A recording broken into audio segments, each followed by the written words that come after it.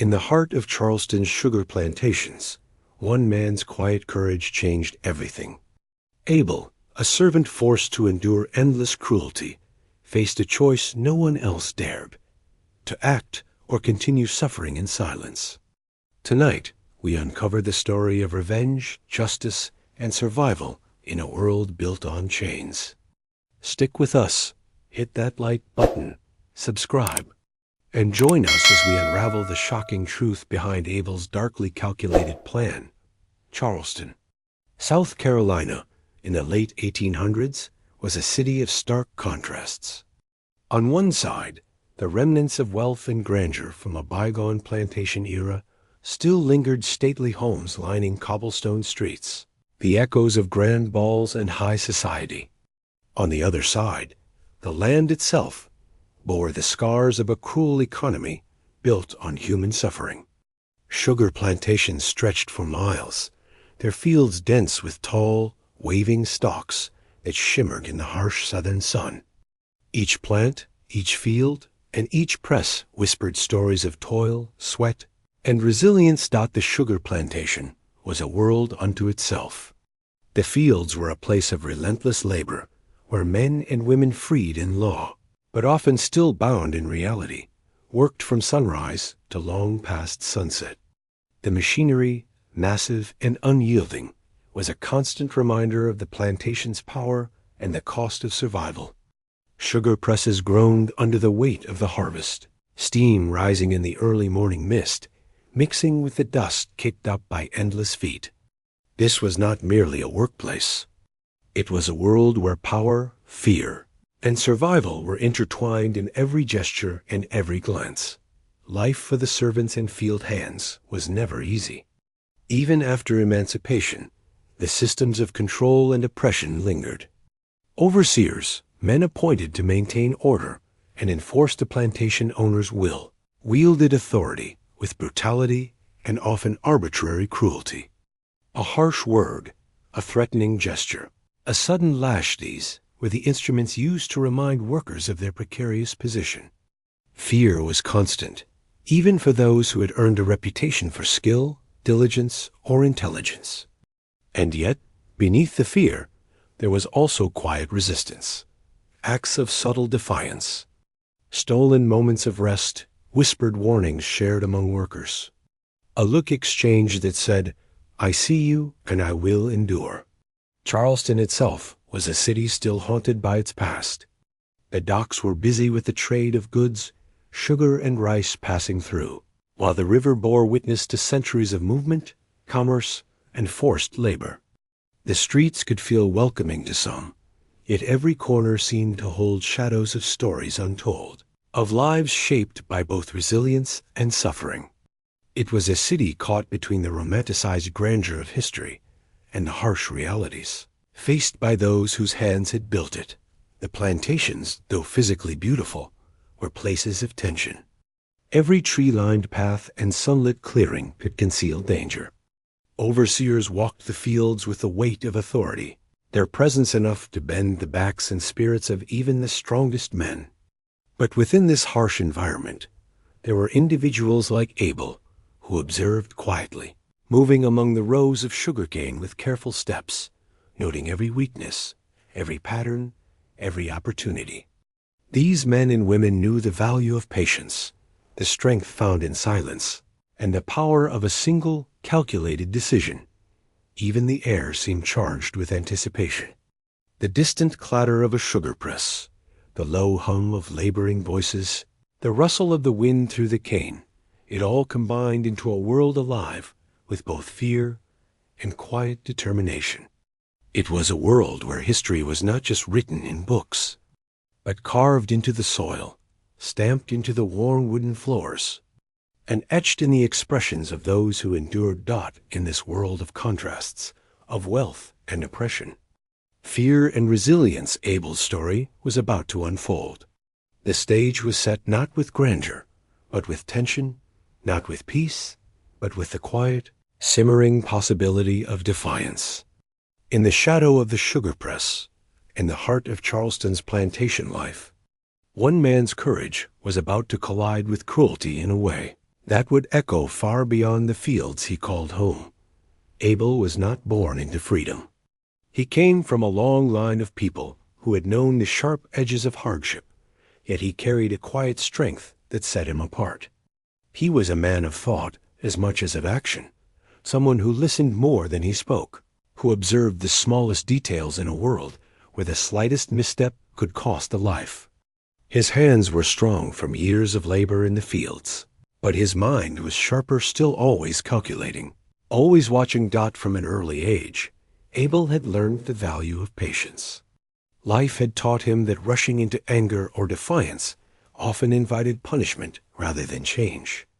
He had seen men lose everything for a single act of rebellion, and he had witnessed cruelty so calculated it could shatter a person's spirit in seconds. And yet, Abel never let fear consume him entirely. Deep inside, he nurtured a quiet fire, a sense of justice that waited, like a coiled spring, for the right moment to strike. Abel's reputation among the other servants was one of respect mixed with caution. People admired his cleverness and the way he carried himself with dignity, even under pressure. But there was also a sense of mystery about him. He spoke little of his thoughts or plans, yet he noticed everything, how the overseer's boots scuffed against the wooden floors. The time of day, the guards were less watchful. The slightest tremor in someone's voice that betrayed fear. To those around him, Abel was both a friend and a force they did not fully understand, a man who could be trusted, but whose strength was quiet, almost hidden. Despite the weight of his world, Abel had a moral compass that guided him. He had seen injustice not as a series of isolated events, but as a system one built on cruelty, fear, and exploitation. He hated the overseer's tyranny, yet he hated chaos and recklessness even more. Abel knew that justice, to be meaningful, had to be deliberate. It had to be measured, calculated, and above all, effective. That was the man he had become, thoughtful, precise, and patient. Abel's life on the plantation was a study in contrasts. He could smile, share a word of encouragement with a fellow servant, and yet within him there was a readiness for confrontation if the moment called for it. He had learned the patterns of the plantation, the rhythms of labor, the ebb and flow of authority. Every day was a lesson, every interaction a piece of a puzzle he was slowly assembling. The overseer, unknowingly, was leaving traces of weakness, gaps in control, and opportunities that Abel catalogued silently. And though Abel carried the scars of his past and the weight of oppression, he also carried hope. Not the naive hope of immediate freedom or revenge, but a quiet, enduring hope that the scales of justice could, eventually, be balanced. It was this hope that gave him resilience, that allowed him to endure the overseer's cruelty, day after day, without breaking. Abel's strength was not only in his body, but in his mind and spirit, a combination that made him dangerous. Though few would suspect it. By the time the events of that fateful day began to unfold, Abel had spent years preparing himself, not with weapons or violence, but with observation, strategy, and patience. Every gesture, every glance, every step he took on the plantation was deliberate, as though he were already playing out the final act of a story only he could see. To the outside world, he seemed like just another servant, quietly doing his work. But inside, a storm was gathering silent. Precise and unstoppable. In Abel, history would see not just a man subjected to cruelty, but a man who embodied resistance, intelligence, and moral courage. The world around him might have been designed to break spirits, but Abel had found a way to bend it to his purpose. And in the shadow of the sugar press, where the overseer would soon face the consequences of his cruelty, Abel's strength would finally come to bear in full. The overseer was a man whose presence commanded fear before he even spoke. Tall, imposing, with a voice that could cut through the hum of laboring men like a whip, he embodied the authority of the plantation. His eyes were sharp and unforgiving, always scanning, always measuring, always ready to punish. To him, the workers were less than human tools for profit, lives expendable in the pursuit of order and wealth. And yet, beneath his harsh exterior, there was a careful intelligence. A man who thrived on control and who knew exactly how to exploit weakness. Every morning, the overseer strode through the fields as if he owned the very soil beneath his feet. Oats heavy, steps measured, he inspected the laborers with an almost predatory gaze. Nothing escaped him: an unfinished row of cane, a hesitant movement, a whispered conversation. Any mistake could provoke his wrath, and often it did. The overseer's punishments were unpredictable, a cruel dance between intimidation and severity. Sometimes it was verbal abuse, a snarl of ridicule aimed to humiliate. Other times it was physical: a lash of the cane, a strike to remind them of their place. Fear was his language, and he spoke it fluently. The workers learned quickly to navigate his moods. One wrong word, one misstep, and the overseer's fury could be devastating. But Abel, though careful, was not like the others. He noticed not only the patterns of cruelty, but the cracks in the overseer's control, the moments when his arrogance blinded him, when his attention wandered, when he relied too much on the illusion of invincibility. These small details, invisible to many, were the pieces Abel needed to plan. The overseer's presence affected every corner of the plantation. In the kitchen, in the fields, by the sugar press, even in the quiet moments of rest, his shadow loomed. He had a habit of arriving unexpectedly, catching those who thought themselves alone or unnoticed. It was this constant tension that kept the workers vigilant, their lives marked by an ever-present anxiety. And yet, even in this climate of fear, Abel moved with a calmness that was almost unnatural, a quiet patience that unnerved even his closest colleagues. Conflict was inevitable. Abel's quiet intelligence and careful observation were not unnoticed. The overseer, while confident in his authority, occasionally caught glimpses of Abel's alertness, a flicker of awareness that hinted at something deeper. To the overseer, this was curiosity, a minor concern, but Abel knew better. Every interaction, every taunt, every moment of scrutiny was a test, a reminder of the power imbalance that governed their lives. And Abel was studying him as closely as he was being studied, waiting for the right moment, gathering every detail he could use. Tension was woven into the very air of the plantation. The workers whispered among themselves, sharing stories of punishment and survival. The overseer's harsh laugh echoed across the fields, a sound that chilled the spine even in the warm southern sun. But Abel's calm, deliberate demeanor contrasted sharply with the overseer's volatility. It was in this contrast, silent patience against explosive authority, that the seeds of inevitable confrontation were sown. The overseer represented more than just cruelty. He represented the oppressive system itself. Every gesture, every order, every glance reminded the workers of the chains unbroken, some still holding tight, that defined their lives. And yet Abel, though outwardly a servant like the rest, carried within him a quiet strength that would challenge that system in ways the overseer could never anticipate. In the shadow of the sugar press, the stage was being set.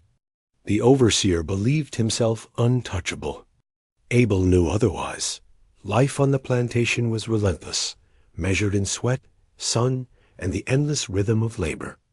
Each morning began before the sun had fully risen, when the dew still clung to the cane and the air smelled of damp earth. Abel and the other workers would move quietly through the fields, their bodies bending and stretching as they cut, stripped, and carried the sugar cane with practiced precision. The overseer's shadow was never far, a constant reminder that any misstep could bring humiliation or pain. The injustices they endured were often small, yet they accumulated like hidden weights on the heart. Food was rationed tightly, often leaving men and women hungry despite long hours of labor. The overseer would take offense at a glance, a pause, or a comment, punishing workers publicly to reinforce the hierarchy. One day, Abel might see a friend scolded for dropping a stalk of cane. The next, he would witness another punished for daring to ask for a drink of water under the sweltering sun. These small cruelties were not random, they were calculated, a method of control designed to keep fear alive and obedience unquestioned. Yet Abel endured. He had learned early on that anger or impulsive action only brought suffering. Instead, he observed. He watched the patterns of punishment, the rhythms of the overseer's cruelty, and the small cracks in his authority. Every interaction was noted, every gesture catalogued. Abel's patience was a silent weapon. While others vented frustration in fleeting outbursts, Abel stored his energy, letting it accumulate, waiting for the right moment to turn it into action. The plantation was alive with small acts of quiet resistance. A worker might feign exhaustion to slow the pace of labor. Another might swap tools or hide small amounts of sugar from the overseer's watchful eye. These gestures were subtle, nearly invisible, but they represented the undercurrent of defiance that pulsed through the fields. Abel himself engaged in these small acts, but his defiance was more strategic. He understood the value of timing, the importance of patience, and the necessity of careful observation. Even in moments of rest, tension lingered. Workers huddled together during brief breaks, exchanging whispered warnings or sharing stories of past injustices. Abel listened, but he spoke little. He absorbed these stories, learned from them, and integrated them into his understanding of the overseer's psychology. He knew that to survive, he had to understand not just the machinery of the plantation, but the machinery of fear itself. The overseer's cruelty, however, was not always physical. Verbal attacks, humiliation in front of others, and the constant threat of punishment were equally effective. Abel had witnessed colleagues reduced to tears by a single sharp remark, their spirits broken before the day had even truly begun. These injustices weighed heavily on him, but they also sharpened his resolve. He understood the overseer's methods intimately, and he knew that the path to justice required more than brute strength. It required intelligence, timing, and courage. Despite it all, Abel maintained a sense of quiet dignity. He treated his fellow workers with respect, offered a helping hand where he could, and avoided unnecessary attention from the overseer. Yet beneath his calm exterior, a fire burned a desire to see justice, to balance the scales of power, and to show that even in a world built on oppression, cleverness and patience could overcome cruelty. Every day on the plantation, Abel collected pieces of a larger plan. Every glance, every whispered complaint, every act of small defiance added to his understanding. The overseer may have believed he controlled everything, but Abel knew differently. The stage was being set, not with words or threats, but with the accumulation of patient observation and quiet determination. And soon, the moment would come when Abel's careful preparation would collide with the overseer's arrogance, in a way neither man could forget. It was a day like any other on the plantation, the sun hanging low but already merciless, baking the fields into a sweltering furnace. Abel had risen before dawn, moving through the sugarcane rows with the practiced ease of a man who had done this work for years. He knew every inch of the fields, every rhythm of labor, and every subtle sign of danger. But that morning, something happened that would change the course of his life forever. The overseer, already agitated from an argument with the plantation owner, was in an unusually cruel mood. He moved through the workers with a sharp, threatening gaze, looking for any mistake he could punish. His eyes fell on a young man who had been laboring beside Abel, one of the newer servants who had yet to learn the subtle codes of survival. A miner slip dropping a cane stalk was all it took. The overseer's anger exploded like a thunderclap. He seized the young man, shouting insults that cut deeper than any whip. He struck him with a rod, not hard enough to kill, but enough to leave a mark and send a message to everyone who dared breathe too freely. The young man fell to the ground, trembling and ashamed, his cries mingling with the rustle of the sugarcane. The overseer laughed a cold, cruel sound that carried across the field, a sound designed to crush the spirit of every worker within earshot. Abel watched, frozen for a moment, but inside, his mind was working faster than ever. He felt a wave of anger, but it was tempered by years of careful observation and patience. He had endured countless small injustices, witnessed endless cruelty, and remained silent for the sake of survival. But this act so brazen, so unnecessary, was the final straw. The overseer had gone too far, and Abel knew that if he did nothing, another injustice would follow, and the cycle would never end. He observed the overseer's movements, the way he relished his control, the arrogance in his posture, the predictable patterns in his daily routine. Every gesture became a piece of the puzzle. Abel understood that brute force would achieve nothing. The overseer was too powerful, too cruel, and too careful to be challenged openly. What was needed was strategy, patience, and precision. The injustice inflicted that day became the spark that ignited the plan Abel had long been shaping in silence. As the overseer moved on, satisfied with his intimidation, Abel made a decision. He would no longer be merely a witness to cruelty. He would act not in blind rage, but with careful, deliberate intent.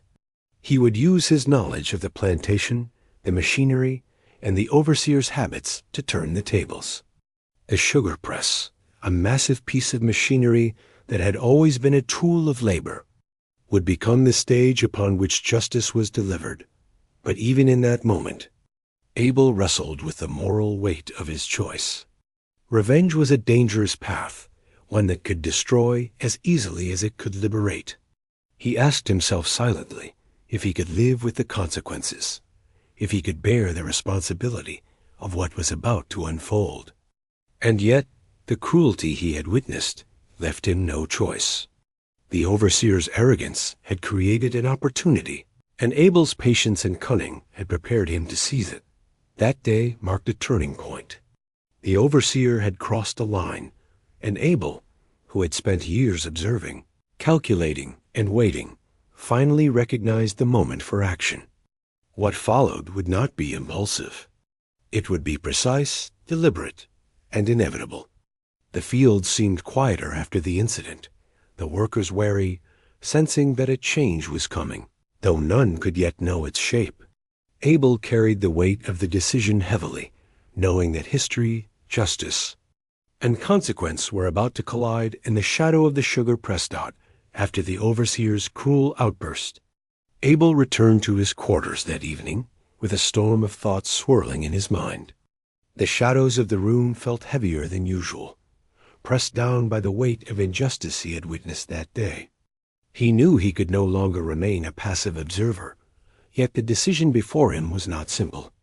Acting recklessly could mean death, not just for him, but for those around him. Patience, he reminded himself, had always been his ally. Every detail had to be perfect. Abel spent the night pacing quietly, considering every angle. The sugar press, a massive wheel of iron and wood, had always been a symbol of labor, not vengeance. But Abel had studied it for months, noting its mechanisms, its timing, the small gaps in supervision when the overseer assumed control was absolute. Every groan of its gears, every rhythm of its rotation, became part of a mental map he could follow. To Abel, it was no longer just machinery. It was a tool of justice, waiting to be employed at the right moment. Yet planning was not without internal conflict. Abel was no murderer. He did not take joy in inflicting pain. What he sought was balance, a reckoning for the cruelty, humiliation, and fear the overseer had imposed for so long. He wrestled with the moral weight of what he was about to do. Could one act of deliberate retribution ever be justified? Would the overseer's demise truly bring justice, or would it simply perpetuate the cycle of violence? These questions haunted him, whispering doubts even as his resolve strengthened. To act, too soon would be reckless. To wait too long might allow the overseer to commit more injustices or detect Abel's intent. He knew the value of timing. Abel observed the overseer's patterns meticulously. The exact moment he would inspect the sugar press, the shifts in his attention, the times when his guard was down. Abel's plan depended on the alignment of circumstance, human error, and the overseer's arrogance. Every element had to be anticipated. Even as he plotted, Abel remained outwardly calm. To the other workers, he was the same quiet, diligent man, moving among them with steady hands and measured speech. He offered assistance, shared small smiles, and kept the mood light when possible. But inside, Abel's mind was a careful machine of strategy. He rehearsed each movement, each timing, imagining the overseer's reactions.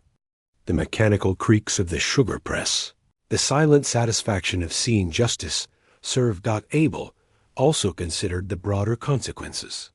The overseer had a network of influence. Others might seek revenge or punishment in his absence.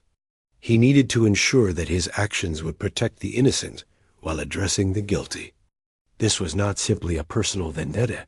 It was a calculated effort to correct a long-standing imbalance of power. Abel's moral compass demanded precision and fairness. Even in a world where fairness was rarely found, he found moments of quiet reflection in the night.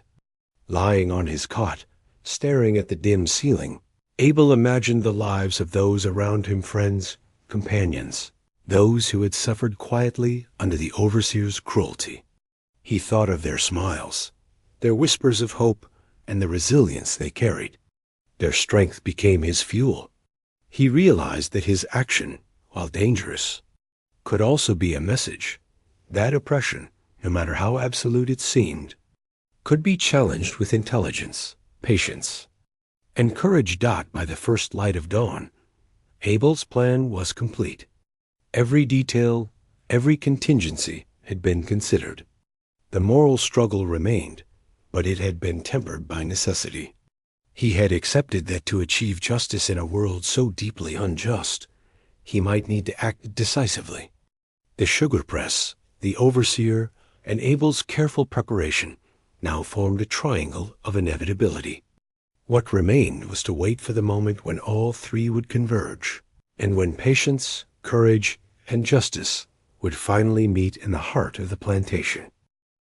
The morning air hung heavy with anticipation, thick and humid, as if the plantation itself knew something monumental was about to unfold. Abel moved through the sugarcane fields with the quiet confidence of a man who had rehearsed every step 100 times. His heart pounded beneath his chest, but his movements were precise, deliberate, and controlled.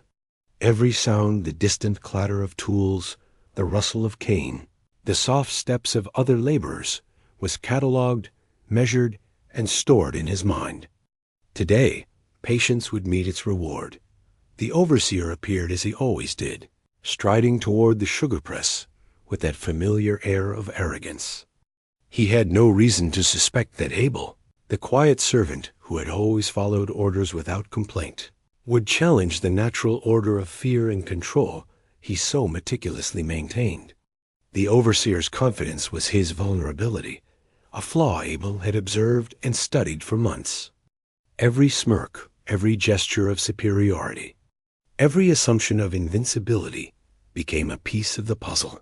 Abel was about to complete Dot as the overseer approached the machinery. Abel positioned himself carefully, moving with the calculated silence of someone who has carried the weight of years in patient planning.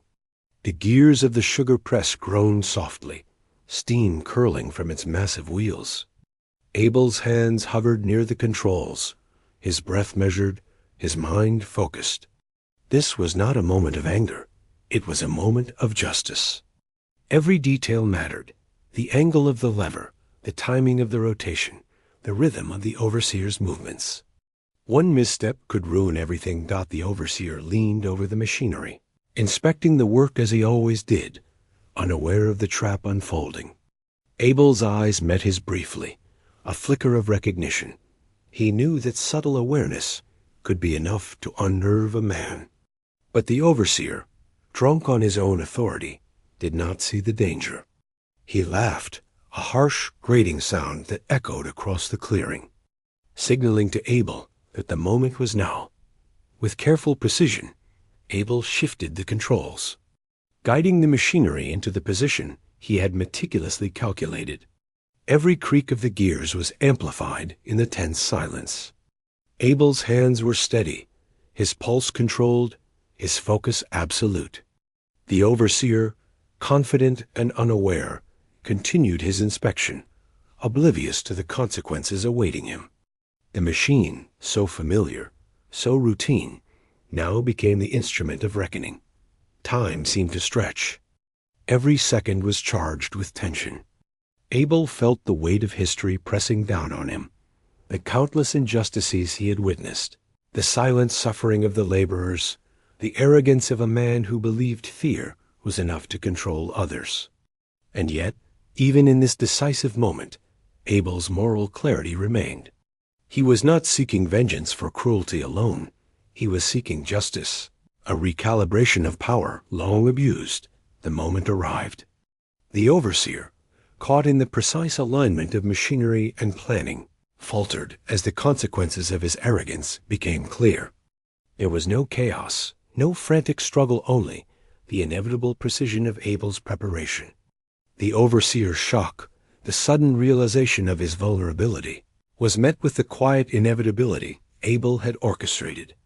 The machinery, silent and powerful, delivered the final act. A reckoning born of patience, intelligence. Encouraged, Abel stepped back, breathing deeply but calmly, watching the overseer confronted by the weight of his own misjudgment. There was no triumphal cheer, no exultant laughter, only the solemn acknowledgement that justice had been served. The field was quiet now, the rustle of the sugarcane carrying the echoes of a new order, one where fear no longer ruled without consequence. The other workers, hidden at first, began to emerge cautiously, observing the scene with a mixture of awe and relief. Abel's actions had shifted the balance of power, but he remained composed, aware that history had witnessed his choice. Today, a statement had been made. Cruelty, no matter how absolute it seemed, was not beyond challenge. Even as the sun rose higher in the sky, casting long shadows across the fields, Abel's heart remained steady. He had acted not out of anger, but with deliberate purpose. Justice, long deferred, had been delivered in a way that could not be ignored. And in the quiet aftermath, the plantation itself seemed to breathe differently, as if recognizing the courage of one man who refused to bow beneath oppression any longer. The plantation, once dominated by fear, fell into an unusual quiet after that morning. The overseer's arrogance had been met with consequences, and for the first time in years, the workers felt a subtle shift in the balance of power. Abel moved among them with the same calm, deliberate grace, yet there was a change in the way people looked at him. Respect, tinged with awe, and perhaps a little disbelief, glimmered in their eyes. He had acted not recklessly, not with rage, but with precision and courage, and the plantation itself seemed to acknowledge that something fundamental had shifted. Abel's mind, however, was far from celebratory. The act he had carried out weighed heavily upon him. Justice, even when deserved, carried a moral cost. He thought of the overseer once, a man of fearsome authority, now rendered powerless by the exact planning and patience Abel had cultivated over months. He understood the gravity of what he had done. There was no joy in cruelty, but there was a quiet satisfaction in knowing that the cycle of oppression had been broken, even if only temporarily. Abel reflected on the countless injustices he had witnessed over the years, small and large, and understood that his choice was not just personal, it was symbolic. The other workers, initially cautious, began to speak in hushed tones. Whispers of Abel's actions spread slowly, carrying the tale across the fields. For some, it was inspiration.